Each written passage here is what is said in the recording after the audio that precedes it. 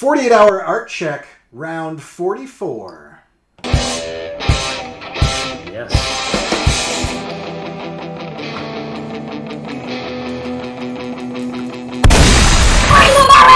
Here we are again, around 44. Actually, this is the first time we've done round 44, but the 44th time we've done this show.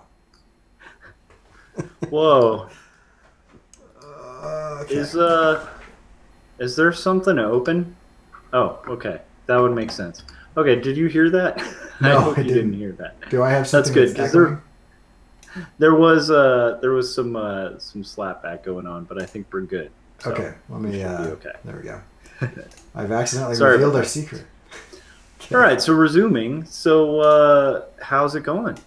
Good. Yeah, it's going pretty well. Nice. I had somewhere to be this morning, and so my normal like baby sleep routine thing happened, and I ended up getting like less than 3 hours of sleep, and then driving 4 hours today, and trying not to kill everyone, and yeah. So I'm kind of loopy and tired, and I just woke up from a nap, and I don't nap well, so I'm like groggy, foggy, tired.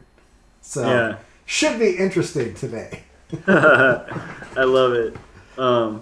Well, that's cool. I'm a little burned out. There's usually this after gig burnout. Like my band did a live show, and it went late into the night. And then if you're a decent human being, you're gonna stay for the acts that are after you too. Right. So it's like we ended up out pretty late, and so I am pretty beat up because also I'm at that age where like jumping around and stuff, like you feel it the next day a little more than I did in like my 20s. So yeah, and I also feel like with most performances, there's something about that's beyond physical that is also kind of like interphasing. It's also kind of like there's something about like being in front of people and putting on a show. Whether you're, I mean, I've done it where I've just been reading off of a teleprompter and kind of doing a talking head situation, and just doing that is really exhausting. And so I can imagine that it translates over to stuff like performing and stuff like that. And then on top of that, the lack of sleep and everything. I feel like that's a lot to deal with. Oh, for sure, for sure. Yeah. And it's interesting because it's like you get this like extra kind of boost of energy from like an audience, even if it's a small audience. But then like the next day, you feel that energy gone, and you're like, oh, it didn't come from nowhere. It came from me, and that's now I'm paying for it. So, but yeah, so let's step into this. Okay. I can't remember. Are we doing whoever hosts goes first? Is that what we're doing, or the other way around? I think the host goes first, so yeah, let's do that. So what I did is this banner, and basically it's kind of a Tokidoki style banner where I just go in and try to fill up all the negative space. And you were telling me there's a term for it. Yes. Horror something or other. Now I can't remember. Horror vacui, yeah. Yeah. We can get into that. And so, anyway, I like how it finally turned out. But that's mainly what I did. Nice.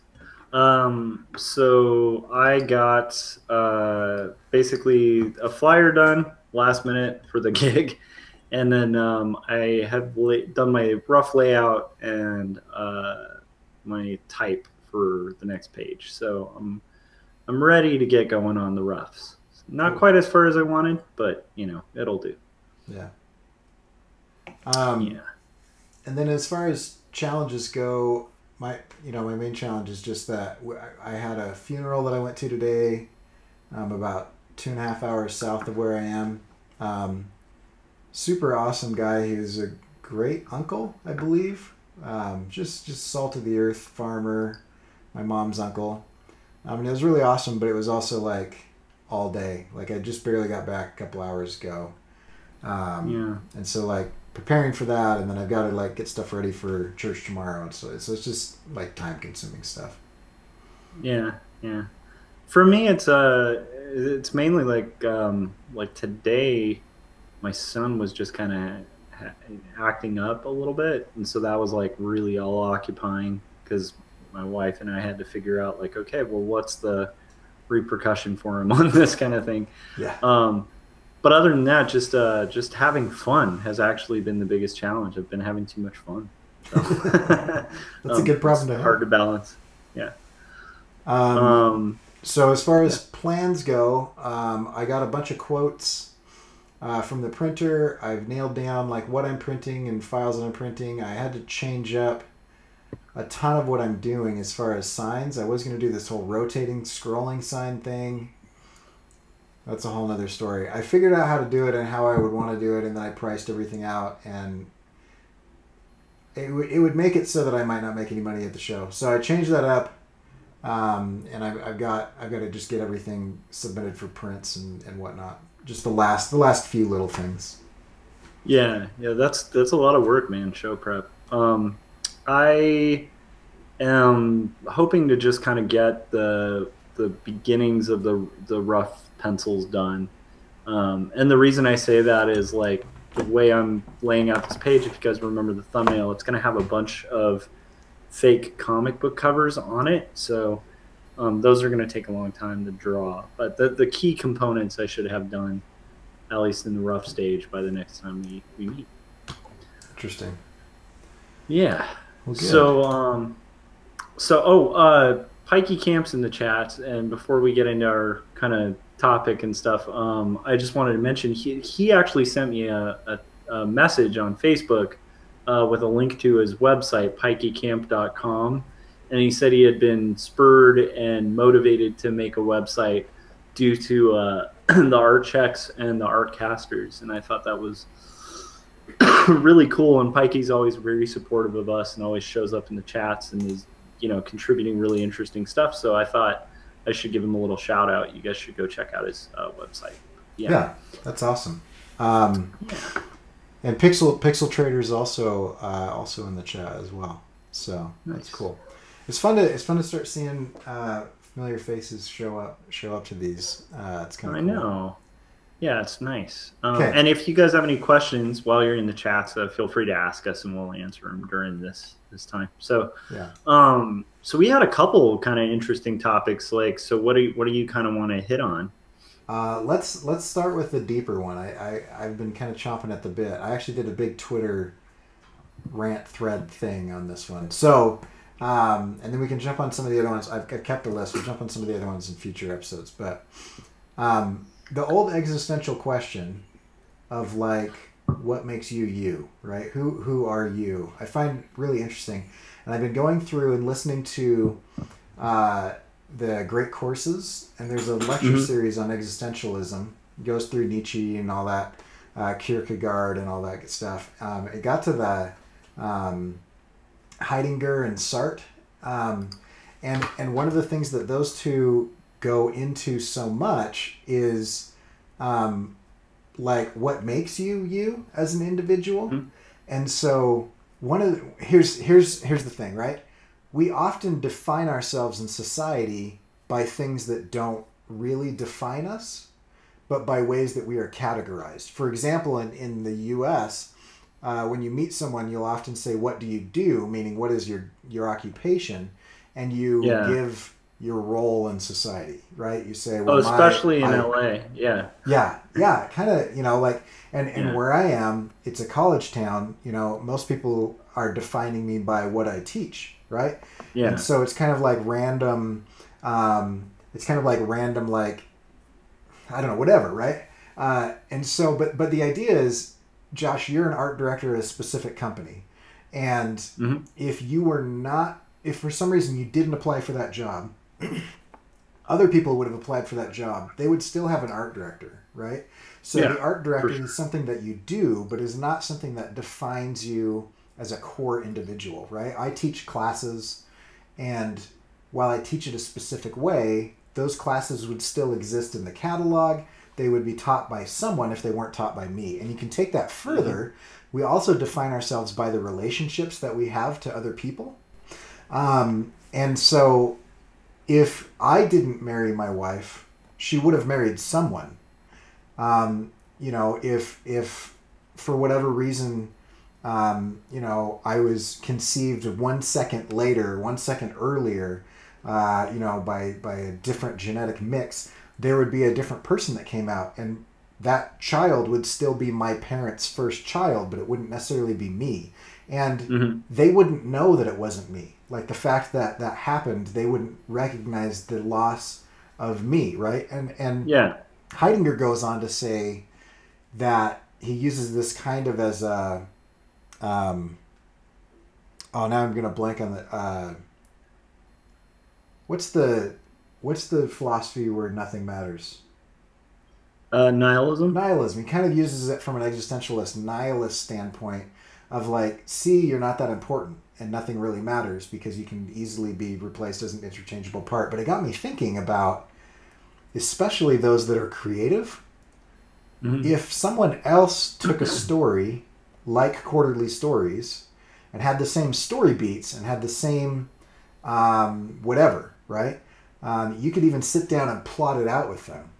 The fact that you as an individual weren't doing it and somebody else was doing it, it would be drastically different. And so I think there's something about what it is that we create that is a window, or at least a peek into what it is that makes us individuals. And I just wanted to talk about that now that I've taken up like half the time explaining it. No, I like it. I think that's good food for thought, because I think, at least for me, and I think this is, you know, I think there's a lot of pressures society puts, especially on women in general. And I think they're kind of unfair expectations, like a lot of them, like body expectations, like, you know, parental expectations, that kind of thing. Yeah. But I think for men, I think we definitely in our culture have like this expectation of us defining ourselves. And most men I know, including myself, really do struggle with defining ourselves with what we do for a living. Yeah. And this leads to like massive problems, because when men in particular, you can look at the stats on this, it's pretty staggering. But when men get unemployed, they have massive identity crisis, like on a level that's ridiculous. And it's partially because of that, because a lot of people do define themselves by what they do. And then if they lose that job, or that business goes out of business, or whatever, they're suddenly like left with this identity crisis of like who I am. And so I think it really is important to kind of separate yourself from what you're doing professionally from who you are. Yeah. And yet, you know, there is something about creating and the act of creating that is very individual.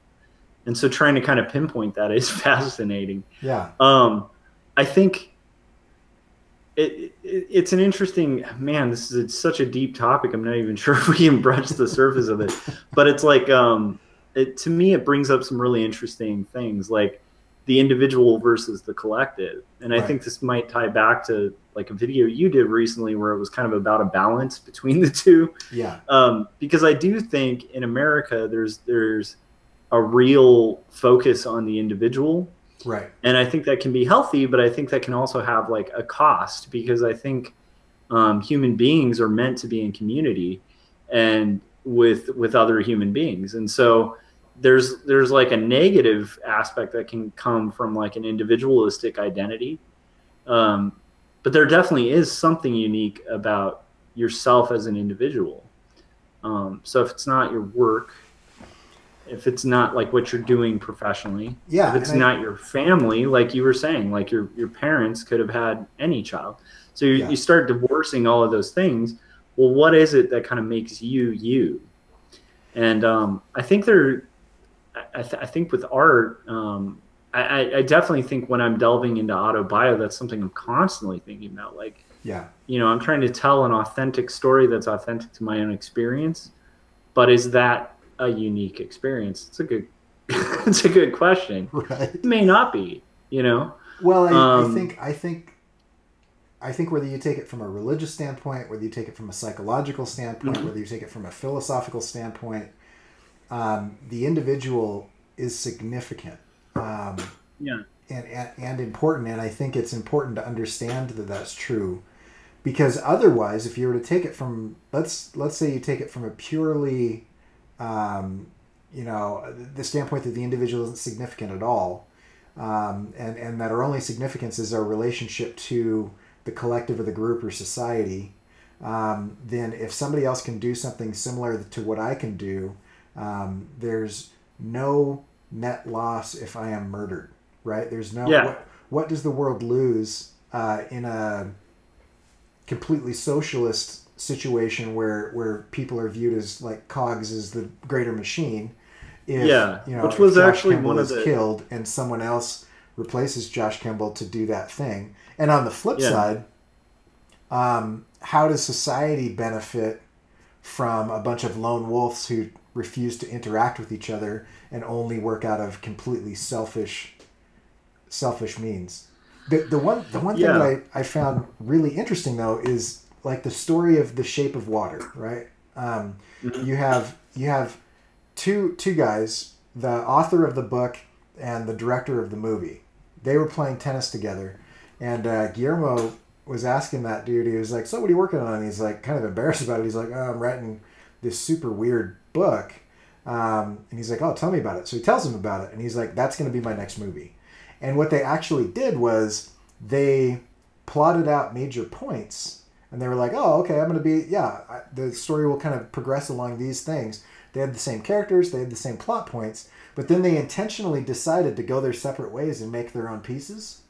And so the book is not like a novelization of the movie, and the movie is not an adaptation of the book.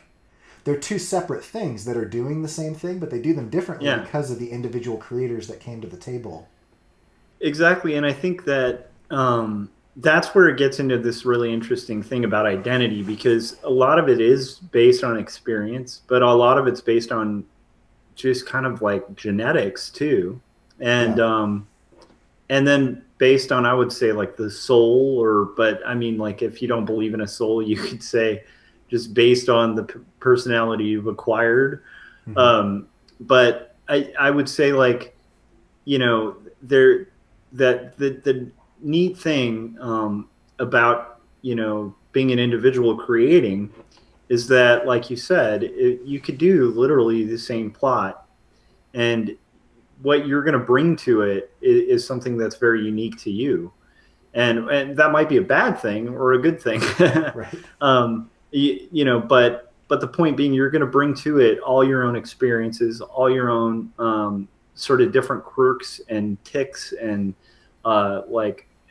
you know, I think we've addressed this before, but like one of the cool things about art is a lot of the time what's considered style is just a lot of mistakes you kind of make along the way, right? that kind of become like sort of a unique thing to you.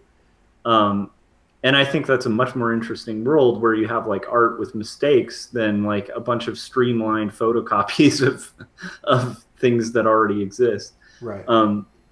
But what's neat is you're going to bring all these varying things to the table when you're telling like almost the same sentence. You know, and that in itself is going to cause these little divergences that, you know, really make your art unique. And I think that's kind of the neat divergent thing about art. But I think it's an interesting thing to kind of consider, and I think it's a good thing to consider, because I think a lot of people are really caught up in art with the idea of authenticity, which we're big fans of. Like you and I are huge fans of authenticity. Yeah. But sometimes at the cost of the freedom of the artist to just kind of write what they're going to write or make what they're going to make. And I especially would see this with like younger students, where they'd be like, well, I can't do like a zombie drawing, even though I love zombies, because zombies have been done.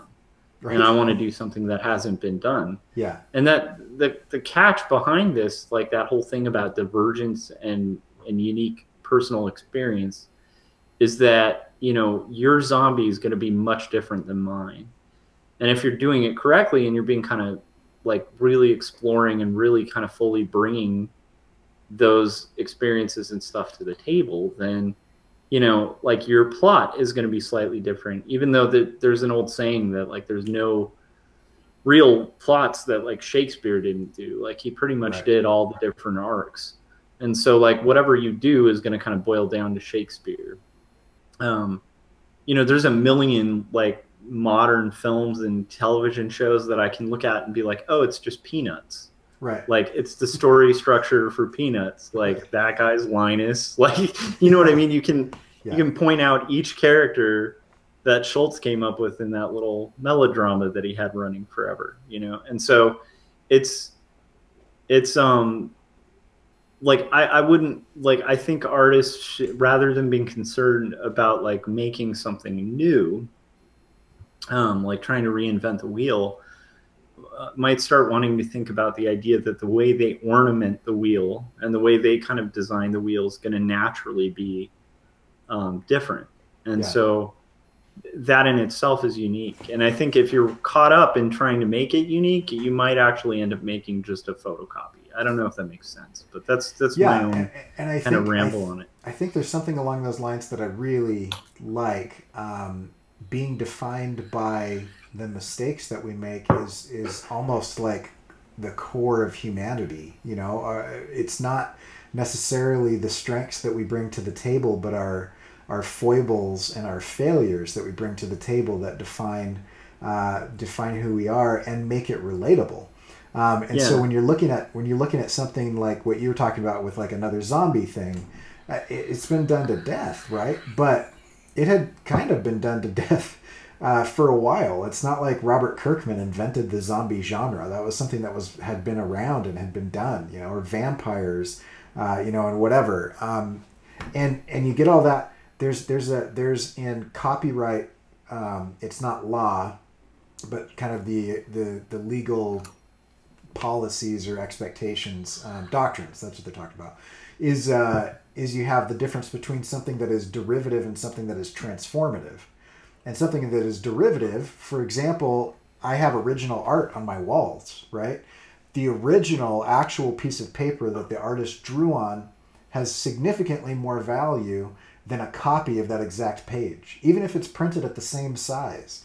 And the reason is, one is transformative. It transformed that paper into something new. That paper and that ink became something new because of the humanity that was involved in it.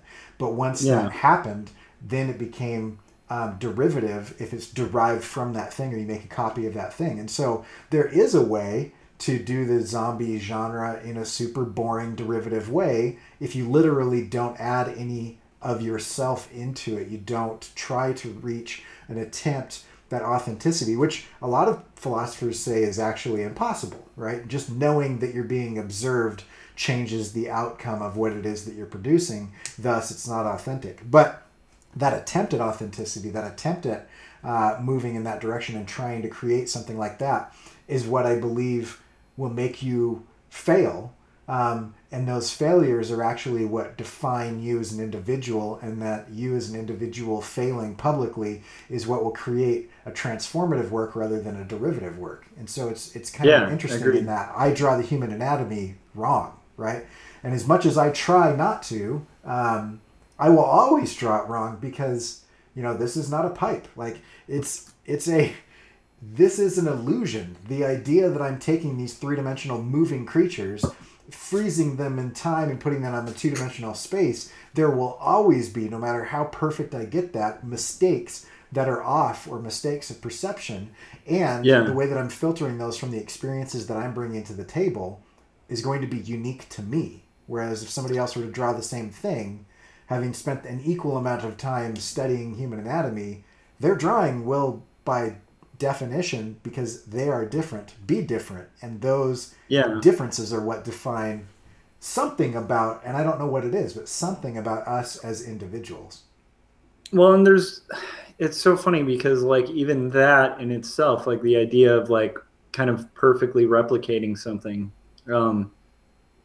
a lot of people would like almost like assume like a camera perfectly replicates something, but it doesn't actually. In the process of kind of transitioning something to film or to a camera, you actually lose like the majority of shadow tone that actually exists in the world. Yeah. And so this is something like Cezanne got really fascinated with when he was doing like still lives of like fruit.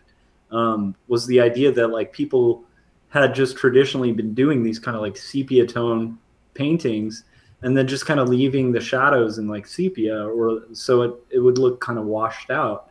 But he was observing like these fruit in a bowl and just kind of going, well, there's crazy color in there. There's like greens and purples and like just crazy saturated color within the shadow.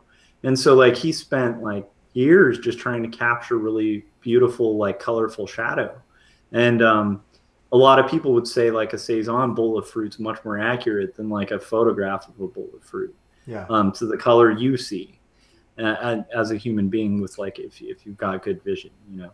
And so that's another thing, is like your own observation could actually kind of bring something new to the table as well, because your perception of things might be more accurate than a camera. Yeah. And interestingly enough, your perception of things is a really interesting phenomenon, because the eye is built in such a way, real quick, you've got your cornea, that's the lens, you've got the pupil, that's the hole that opens up, right? Then behind that, you actually have your rods and your cones, which are receptors for different types of color, in front of your retina, which is kind of like the camera sensor or the film, right? And because the rods and cones are in front of the retina, they block out 80% of the information that comes through your eye.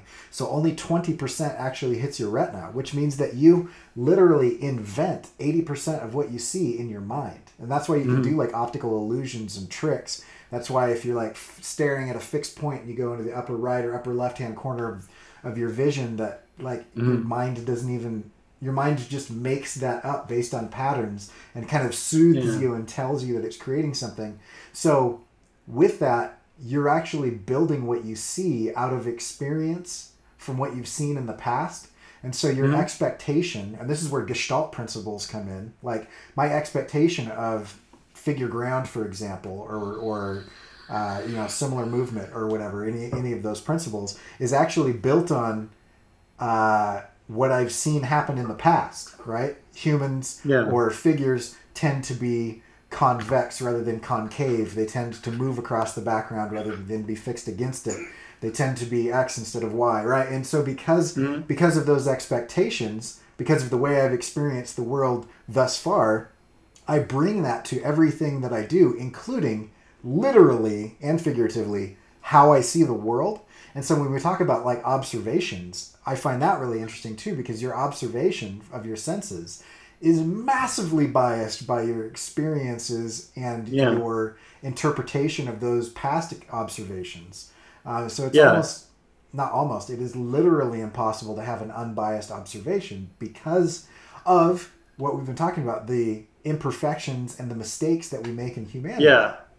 But see, that touches on something really cool too, because on its own, the fact that your observations are so specifically subjective that, to your brain as an individual, that means that a creation of yours will be subjective and biased.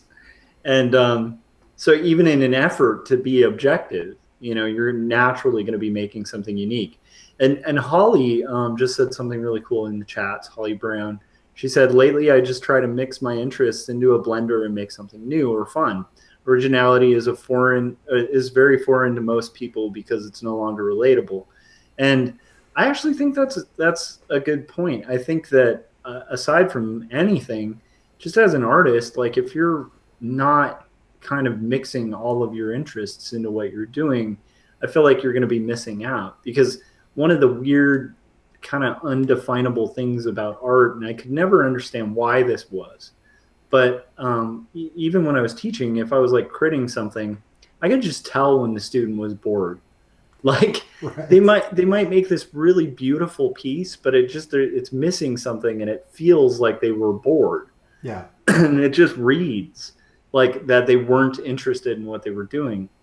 And like 9 times out of 10, if I felt that from looking at something, I'd just go, "You weren't into this, huh?" And they'd be like, "Yeah, I wasn't really feeling it," Yeah. Which is surprise. It's just weird. It's like I just played a show on Friday, and I think there's something weird that happens when you play live music when you're into it, like I had a few moments where I was like playing guitar and I'd like look at somebody who maybe wasn't into it, and I'd kind of look at them and I'd kind of move, like just kind of trying to project something to them. Yeah. And you know, it actually works, and they'd start moving.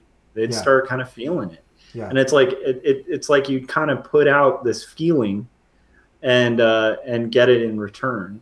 And it's kind of a mutual exchange with like live music like that. And I think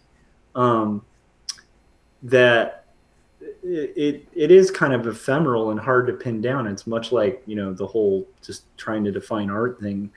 A lot of it is very slippery, like intellectually, but at the same time, there is this weird thing about when you put your own interests and your own feeling into kind of what you're doing, it does translate, you know? And then Pikey Camp said, Basquiat said something like an older idea filtered through my new mind. And I like that a lot as a statement, though I'm not a big fan of Basquiat's stuff, but because I feel like there's just so many good graffiti artists at the time. And that was kind of like posh graffiti. But maybe that can tie into, because we should write this down for another one, but maybe that can tie into our high versus low art conversation we were going to have, because Basquiat would be a really great example, I think. Yeah. Of that. So, yeah, I don't know. I think we could keep going forever on this, but I want to ask one. I want to ask one question, because I have some thoughts, but I process thoughts out loud. My question is, based on that, right? Based on everything we've just talked about, how your core individuality, you at least get a peek at what that is, a more honest indication of what that might be when you're creating something, and it's based on, you know, your observations. It's based on what you bring to the table. It's based on the work that you've done. It's based on your experiences. It's based on your expectations. It's also based on your flaws and your mistakes and your blind spots and all of that. Why do you think it is? Because I feel like art is important.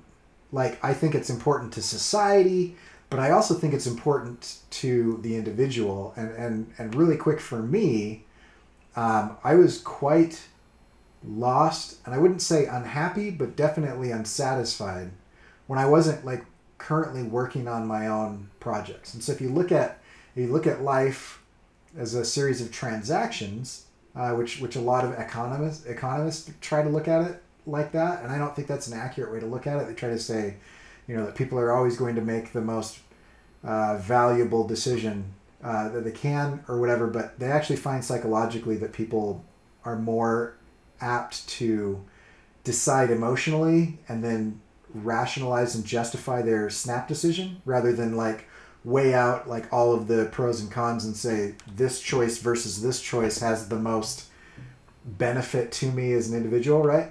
And so if you look at all of that, you know, spending your evenings making a webcomic or an animation or even to some extent just doing art at all, from a transactional standpoint, doesn't make a lot of sense, right? If my goal was to produce a certain amount of money in a certain amount of time, it's an incredibly inefficient way to do that.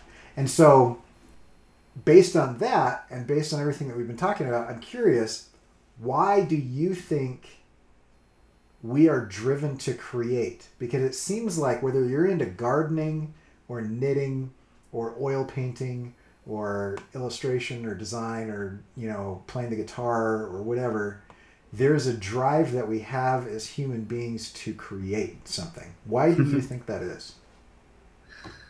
Well, I mean, that's a really, oh man, okay. Or should we? I'm going to do the condensed. Okay. And then I'm going to leave it a little open-ended because, you know, I think this would be a good one for maybe the next. Okay. But and also it's good to, I think it'll be good for whoever's watching this to kind of think about that. Like, why are you driven to create? It's a good question to ask yourself. There are two answers, because I've had two different kind of philosophies in my life since I've been a, a maker of art, like very seriously. um, Initially, I was a 100% nihilistic existentialist, and I bought into like Nietzsche, a little bit of Sartre, and some of the other existentialist philosophers, but I was more on the like kind of pessimistic existentialist route, where I kind of decided there was no point, and that was actually kind of like even creating your own purpose was purposeless. And so the argument I would have made at the time, and I actually did even in a comic that I did a long time ago for like Vice magazine, which briefly existed. But I postulated the idea that people were making art in a response to an absence of a God in a world that was chaotic. And so that like in a world where there were no stories, that people found comfort in creating environments that had control and purpose.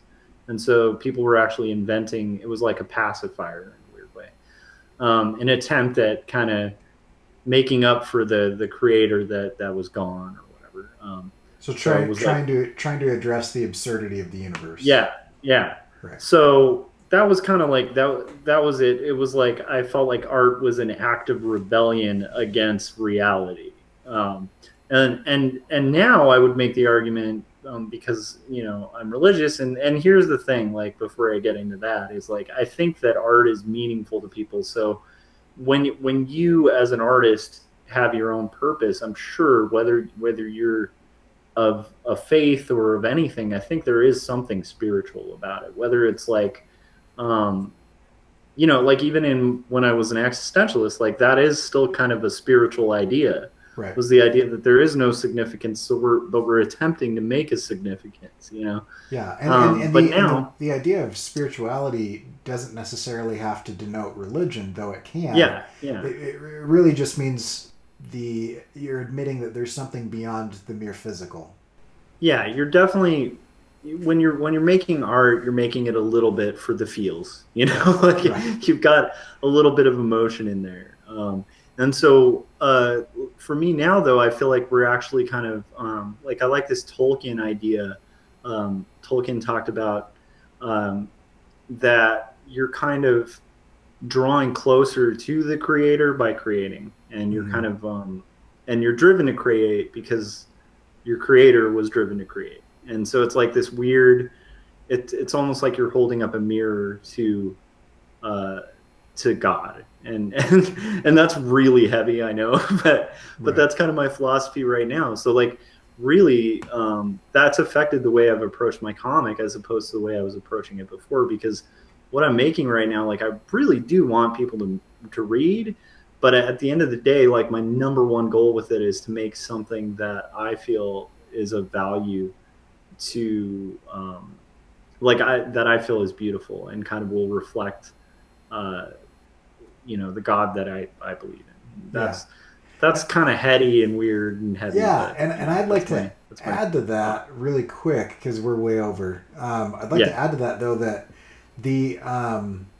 I believe that the importance of stuff is in the expression of it, right? And so if you go back to like the book that we constantly quote all the time, Stephen Pressfield's The War of Art, he talks about this concept, and whether you believe in God or whether you believe in you're an atheist or whatever, most atheists that I know will express that there is something just beyond the physical. They might refer to it as the universe or whatever, right? But there's not necessarily like the Socratic third eye or something. Yeah, the all-knowing eye or the Jungian collective or whatever that is. But that there's something, and Pressfield talks about this idea that there are ideas that exist outside of time. And if you look at each society's way of trying to talk about inspiration, they try to describe that in a lot of different ways. During religious times on the planet, you've got people that try to describe it as being inspired by the Holy Ghost. At other times, you have like Greek culture and Roman culture talking about the genius or the muses. You're almost being possessed by this idea. And poetry was described back then. This is 5,000 years before Christ. But poetry was described back then as somebody who is willing to be possessed by a muse to express an idea. And there's something in it where there's value in the expression. The idea, and we do the same thing today. I can't remember what I was just watching, but I was watching a show, and somebody said, well, that was my idea. And he's like, yeah, but you didn't do anything with it. Everybody's got ideas. That homeless guy's probably got 5 Oscar-winning ideas right now in his head, but like, it's actually the people who do the work. It's the expression of that idea that matters. That's what has value. And going back to trademark and copyright law, you can't copyright an idea. You can't trademark an idea. You can only like register the expression of that idea, because everybody has ideas, and that's not the hard part. That's the easy part. It's those that are willing to make the sacrifice to bring that into the world and have it exist in time instead of exist as a floating thought. It becomes concrete and permanent and observable in time. And that was, for a long time, one of the reasons why I started creating my webcomic, is because it's kind of an attempt at immortality. Though the likelihood of that happening is very slim, I want to create something that outlasts me. I want to make something that is important enough, or not necessarily important enough, but good enough, or authentic enough, or real enough, or speaks enough, that once I die and my physical form is rotting somewhere where, and as Shakespeare would say, has become worm food, that it's not my physical presence that makes it important. It is the fact that I sacrificed to put that work into the world, and said something with it that relates to humanity, and is kind of an interesting thing. To bring the Shakespearean thing, you want to leave something full of sound and fury, right? Yeah. Even if it signifies nothing, it's like you're going to strut and fret and make that happen. Yeah. I think I think that's really kind of a cool thing, and I think we're all trying to make a mark of some sort. It's just the significance of that mark might vary for each person, but we're all trying to make some kind of mark. Holly said she feels like art is important visually because it can explain concepts. It's like explaining a smell. You can't show smell, and you can't audibly describe a visual art. And I agree with that too. That's one of the beauties of comics, is you have kind of words and pictures describing, something, and it's very unique. And actually, comics, this is a whole other topic too. We should get into that, but like how comics could kind of tie more into the origins of language. Yeah. Like early hieroglyphics were more like comics. And there's this whole Spiegelman theory on stories, and the stories of a building being based on pictorial descriptions of telling stories, that they would align on different levels of a building. And so they started calling buildings actually stories. Oh, that's interesting. Yeah. There's a whole thing to that. But man, what a great topic, man. I feel like we've touched on some stuff that we could really dip into later on. Yeah. There's too much. Yeah, there is. I want to say that I was actually describing why I started doing comics, but that's not why I continue to create. And so I think we should revisit this topic. Well, no, well, let's hear why you continue to create, and like close it with that, because if we can condense it, because I'm curious. Yeah, I'm not sure. I think it still has something about making the impact. And Holly said, I don't care about legacy, rather the impact in the now. But I think that there is a drive somewhere deep down, whether it's a biological imperative or whether it's inborn in each individual and only some people recognize it or whatever. But I think, and this is getting a little heady, but and I'm not saying that I have reached this point or that I ever will, but I think true greatness is somebody who seeks to make a positive change and is effective at that positive change, rather than just seeks to be entertained. And so there's something about if I am creating work that causes people to think, if I'm creating something that causes some sort of movement, versus just consuming those ideas, right? If all I ever do in my whole life, is binge watch TV, and I watch a lot of TV, or read a lot of books or play video games, like what good have I done for my family or for society or for those in my circle of influence or even for myself? There's something about the act of creation. On the one hand, creation in and of itself from a biological standpoint releases dopamine and serotonin, and so it feels good, right? It's to a certain extent, if I'm being truly honest, I create because I'm self-medicating, right? Because if I don't do that, I don't feel good, and I am depressed or anxious or whatever, right? And ironically, sometimes in the process of creation, it causes me to feel those things as well. But ultimately, I think I'm striving to level up and become someone who has an impact. And I think that the way that you have an impact is you create. Whether that creation be that you create a safe space for a certain amount of people, or you create, really interesting foods, or you create artwork or whatever it is, like the process of taking unorganized things and organizing them into something that is greater than the sum of their parts is an impact on the world around you. I'm just fixated and fascinated on this idea of ink, this idea of like one value and what you can do with that single value. You can communicate an infinite number of ideas in an infinite number of ways. And so there's kind of the challenge aspect to it. There's the impact aspect to it. And then there's kind of this higher level of being aspect to it. And I think I still, from an egotistical standpoint, wouldn't mind if that stuff stuck around beyond me, but I don't think that's why I'm trying to do it anymore. Yeah, no, that makes perfect sense. There was, it's funny, I was thinking about it. It's like, I remember there's just been times in my life, and I know this is a cliche, but it's like, this is definitely a motivating factor in creating stuff for me as well. And I think probably for most of us, but like there are songs that like literally like got me through high school and got me through junior high. Right. And there are art pieces and books that like literally impacted me on a level that is just hard to explain, but like are probably like have literally shaped who I am. Yeah.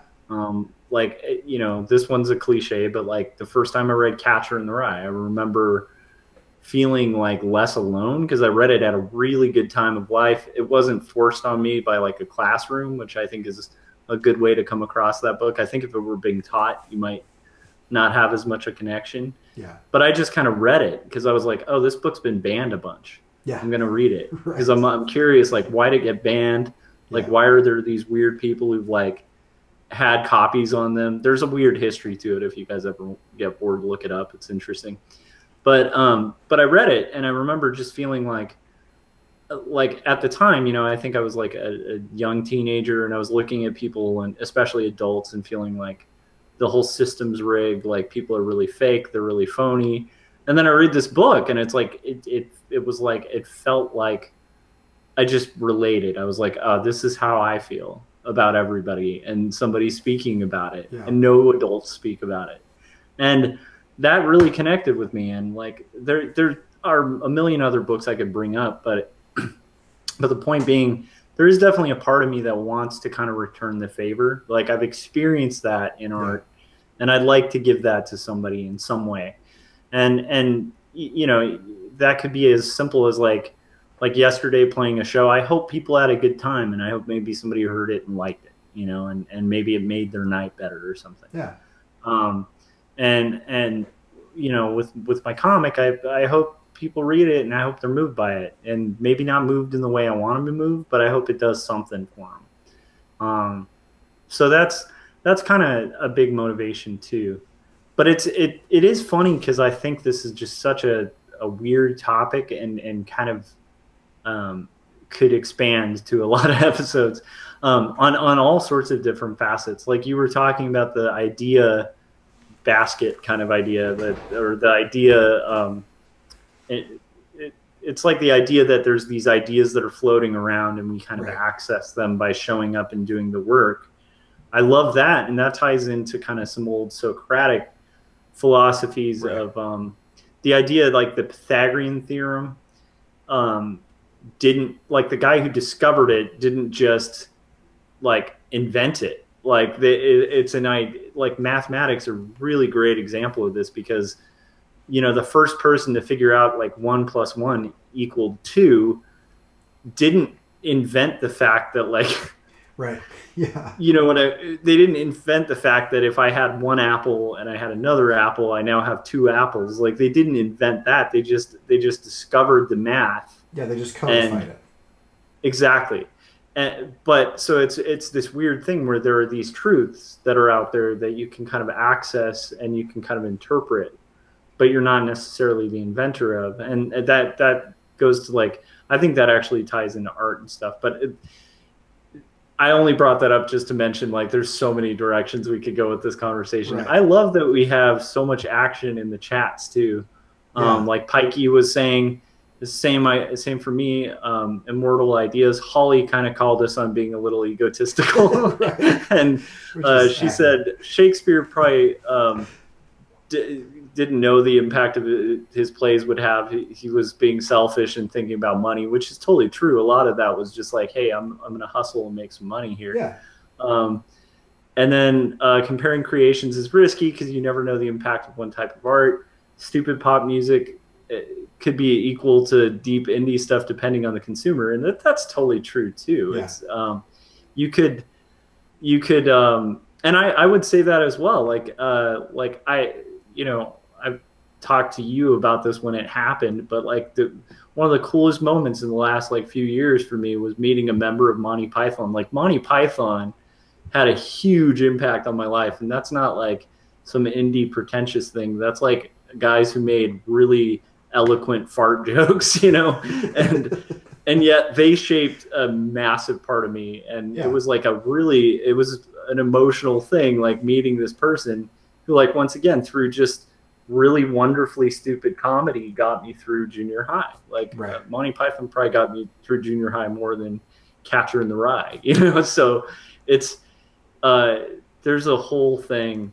And the future episode when we talk about highbrow and lowbrow and kind of the class system of comparison in art, and how some art is supposed to be better than others. I think that's one of the things to understand, is that, like, for whatever reason, and I know it's going to sound like I'm saying this disparagingly, and I probably am just because of my own bias, but for whatever reason, there are some people out there that really connect to Nickelback, right? That really connect to Britney Spears, that really connect to a type of music that many people would consider to be, not good or whatever. And the fact of the matter is that I think there's something deeper about art than the art itself, and that it has to do with, like, human connection. The fact that one person looks at something and they have an experience with that thing that literally alters the course of their life. It could be a weird and terrible thing. I literally know a dude who married his wife because of Shallow Hal. Like, he saw this movie Shallow Hal, which is kind of just making fun of people who are being judgmental, had this, like, massive life-changing epiphany that he was being a judgmental a-hole, and then realized that this girl that he knows is awesome, and whatever. And I hope his wife doesn't know that story, because that would be kind of an insulting thing. But, like, the fact of the matter is that this lowbrow piece of art that's just really supposed to be there to kind of, like, poke fun at stuff, like, it's that, even that can still have a significant positive impact for the good. And so, kind of an interesting thing. Yeah, but I think we're probably at the point where we're, like, cherry picking randomness rather than kind of wrapping up the main topic. Yeah, and I think this just goes to show, like, to me, it just reinforces the fact that I think having this, like, 9-minute section at the end of these art checks is really great, because it allows these, like, little forums to get our minds working and thinking about the fun stuff that, like, honestly, even just asking questions like what we're kind of starting to, Yeah. it can start breeding thoughts that can lead to like greater creativity or explorations in what you're doing that that can lead you to really cool areas. And so I mean, I don't know, like, even tying into my own comic, it's like I had a panel where my dog is peeing on an item, and I mentioned like I kind of play with the idea that he's leaving a mark, and it's kind of tying into the idea of making art to make a mark, and so even in my writing, like stuff like the type of stuff we're talking about, like it will impact like little things that I'm doing, even the way I'm writing or approaching writing. So I love this kind of stuff, and we will continue it. If you guys like it, if you hate it, let us know in the comments section. But it's great. Thanks to everybody who showed up in the chats. It's always fun to have an active chat. It's fun to see our community just kind of so tight knit and like continually showing up and participating in these fun little conversations we have. So thanks for coming in the chats. And anything you wanted to add, Cory, before we call it? No, I think we're good.